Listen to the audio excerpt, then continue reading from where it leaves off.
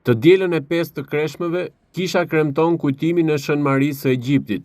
Jeta dhe shembulli i saj u vendosën të kujtohen në periudhën e kreshmës për të dëshmuar se shpëtimi është i njëjtë si për burrat ashtu edhe për gratë dhe se janë të barabarta para Perëndisë.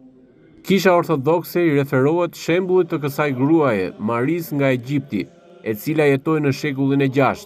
Pjesën më të madhe të moshës rinore jetoi si mëkatare, por jeta e saj ndryshoi kur kuptoi zbulimin dhe mesazhin e dashurisë së Perëndisë. Ditën e kremtimit të lartësimit të kryqit të nderuar të Zotit, 14 shtator, një forcë e padukshme e ndalon të nderojë kryqin brenda në kishën e ngjalljes në Jeruzalem. Ky ishte një mesazh i Perëndisë tek Maria, e cila ato ditë gjendej në Jeruzalem për të ushtruar prostitucion, mëkat të cilin e ushtronte prej 17 vjetësh për përfitim monetar.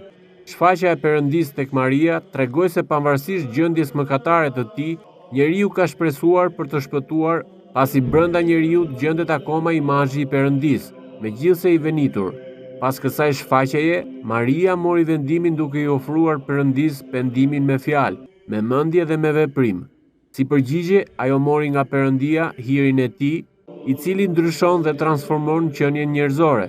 Ajo shkoi për 47 vjet në shkretëtir, ku pendimi, lutja, kreshmimi dhe reflektimi ishin prezent çdo moment të jetës së saj.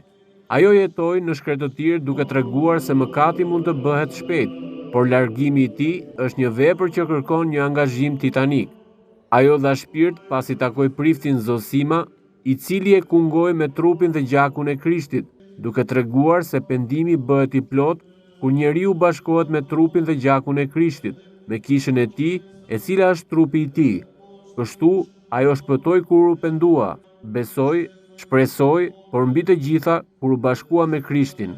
Sot, kur janë drejt finalizimit të kohës së kreshmës, besimtarët e krishterë ortodoks ftohen të ndjekin shembullin e pendimit, të lutjes dhe të kreshmimit të Shën Marisë së Egjiptit.